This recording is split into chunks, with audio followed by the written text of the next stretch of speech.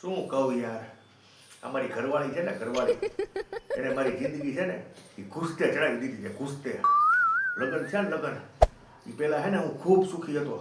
ઓલા મારા 3 દોસ્તારો કાનો, સંજય, મેહુલ અહીંયા મારી ઘરે આવતા. અમે લોકો સાંજે સભાઓ ભરતા, નાસ્તો બાસ્તો ખાતા, આજુબાજુની અગાસીનું સૌંદર્ય જોતા, રખડવા જતા. પણ યાર લગ્ન છે ને એ પછી ઘરે આવવાનું તો દૂરની વાત છે, એ લોકોની ફોન કરતાય ફાટે છે. બોલો લ્યો. અને મારી જિંદગી સાવ વ્યસ્ત કરી નાખી યાર. હું કરું કાંઈ સમજાતું નથી યાર. મારા મિત્ર સમજાવવાની ટ્રાય કર. ના ના યાર, એટલે મારે તને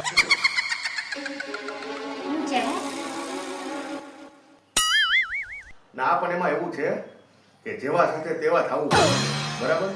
હા, જે મારા મિત્રો છે ને એ બધા બહુ લુચાઈ કરે. આપણી ઘરે જ બધા આવે, આપણી ઘરે જ સભા કરે.